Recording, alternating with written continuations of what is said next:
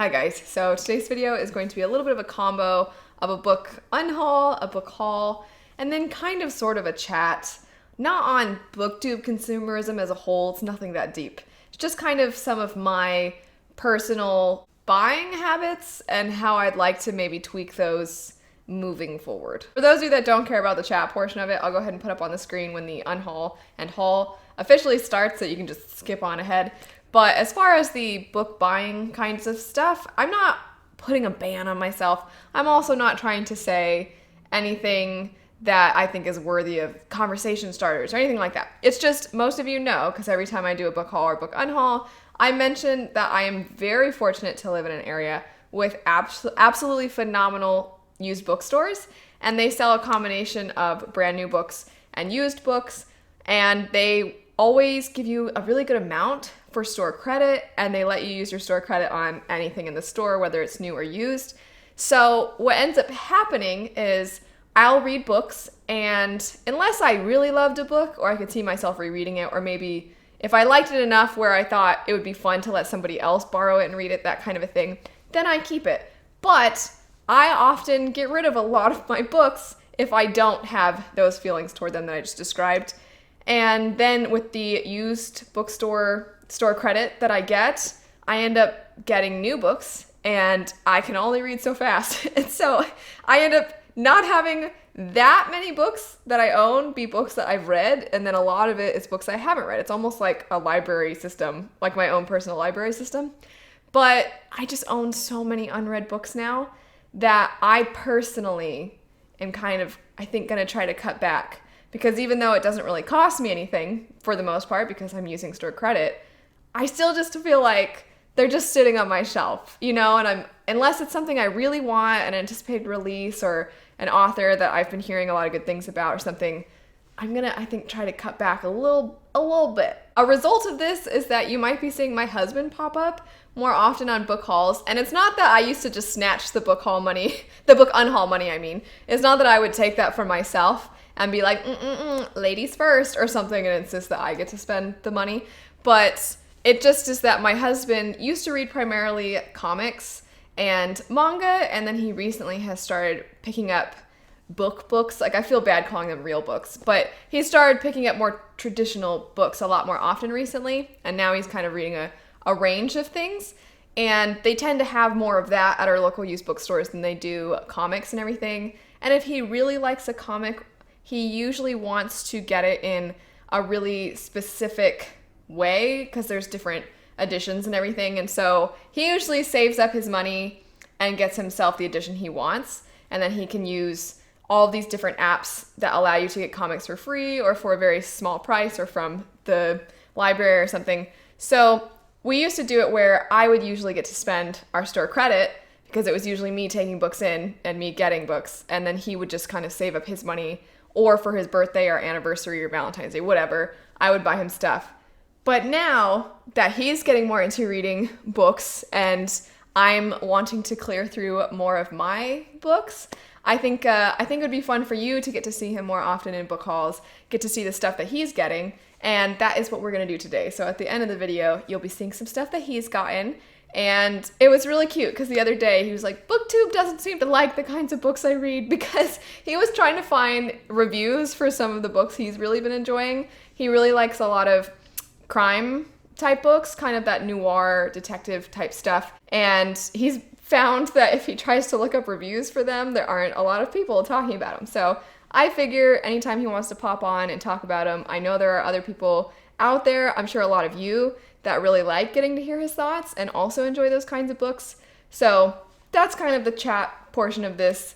You may be seeing him more in my book unhauls and hauls, and you'll get a little bit more of his taste as well. Anyway, all of that said, getting into the book unhaul officially, the first two books I took in, I didn't take in because I thought this was hot garbage. I just don't even want to look at it or own it. It's that I really liked them and I would like to own the nicer editions that I've seen come out recently, and that would be Six of Crows and Crooked Kingdom by Leigh Bardugo. There's these really beautiful editions that I'm pretty into that eventually I would like to kind of upgrade. So I just figured I finished the books and I did reviews and chats for them, so I don't really need to have them right now. Quick side tangent for a second, speaking of pretty editions. Can somebody tell me how I can get the Russian edition of Way of Kings? I'm very aware that I do not need more Stormlight Archive and more Sanderson stuff, but that doesn't change the fact that I want it because, oh my gosh, if you guys haven't seen, I'm going to put up a picture. I use this picture all the time when I do Stormlight Archive videos because the artwork is amazing. It's so cool. And if I'm not mistaken, I'm pretty sure I've seen a picture of somebody holding their copy, and it's like my Polish Mistborn editions where the image is printed right on the hardback. It looks so gorgeous, and I really like getting those kinds of things, those kinds of special editions, because or foreign editions, just because when I really love a book, I really love it. I get a bit obsessive, and I just like supporting different. I like supporting books in different languages, even if I can't read them, because then in my head, I'm hoping that means that it'll make publishers want to publish books in different languages more. I love artwork, in case you can't tell. I really like different kinds of artwork, character art, or just artwork in general that kind of captures the story. So a long way of me saying, please tell me how I can get the Russian edition, please. Next up, I went ahead and took in Nevernight by Jay Kristoff. And this is not a book I hated, but it also wasn't a book that I think was really for me. I did a book review and everything for it, and I had a lot of fun doing the artwork for the character Mia, and I partnered with Pira Ford, who's awesome. Definitely so excited about the fact that she is doing an adaptation for it, but I just don't know that I loved it enough to want to keep it. And I know that it is definitely a story that for those that do love it, they absolutely love it. So I just figured my local used bookstore will now sell it for a discounted price. Somebody else can fall in love with it. I also took in another one of my American editions of the Witcher books. You guys know I love Witcher, but I'm just waiting. I'm waiting for us in the US to get some really great editions that don't have the Witcher primarily 2 video game art on the covers, and that cover art has nothing to do at all with the content inside the book. So I think that artwork is really great, and I think it was great artwork for the game, but the games take place after the books. So, The Last Wish will have a cover with a dragon in it, or on it, and there's no dragon in The Last Wish at all. Geralt doesn't fight any dragons in The Last Wish. There's a dragon in Sword of Destiny. I want really good covers. I think they deserve it. This last book is one in which the cover is stunning. The naked hardback for the book is stunning, but I didn't love the book, so I took it in, and that would be The Wicked Deep. And this is a story that I definitely would love to read more books by this author, but this one it had some elements I really enjoyed. I could see rereading it for just kind of a fun, if I have nothing else to read, years in the future, if somehow I've managed to get through all the books I want to read. But I didn't love this one. And I definitely think a lot of other people, though, could have a really good time with it.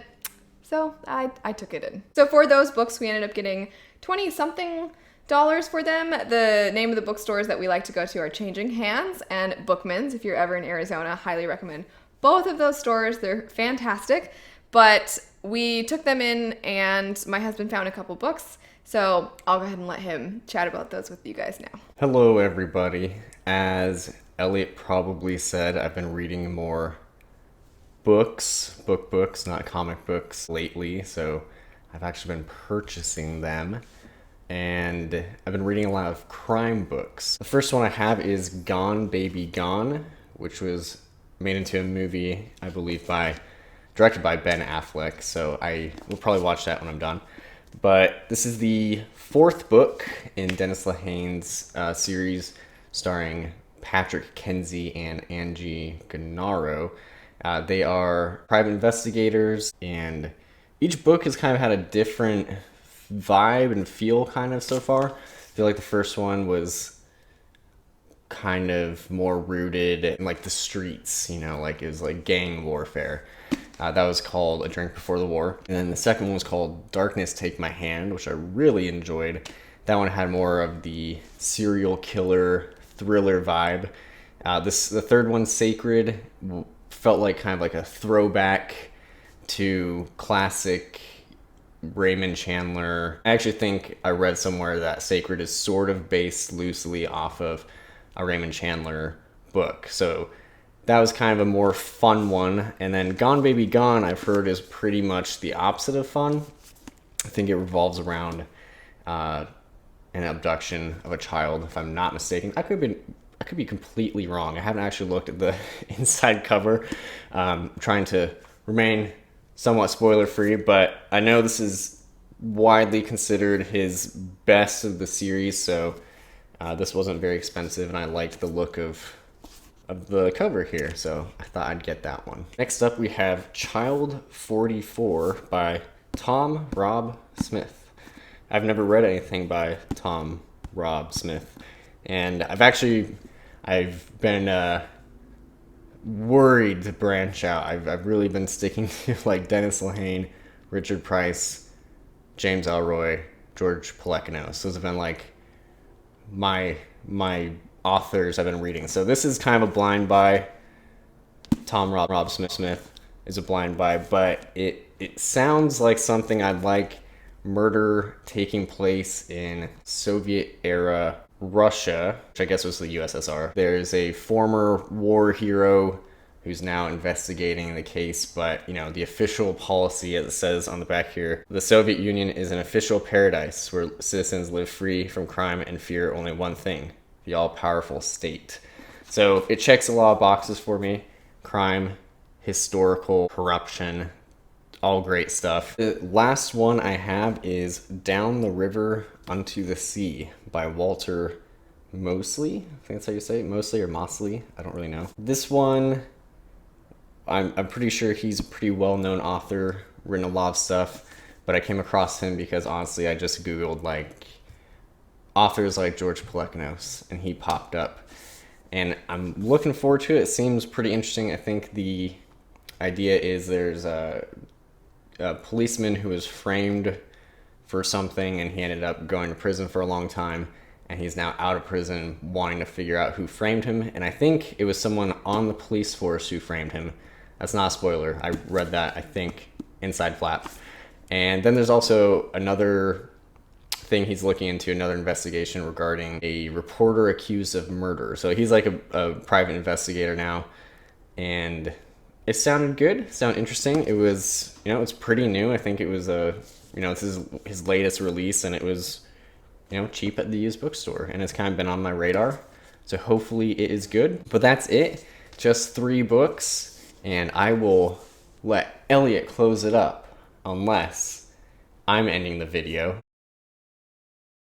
In which case, thank you for watching, and have a wonderful day.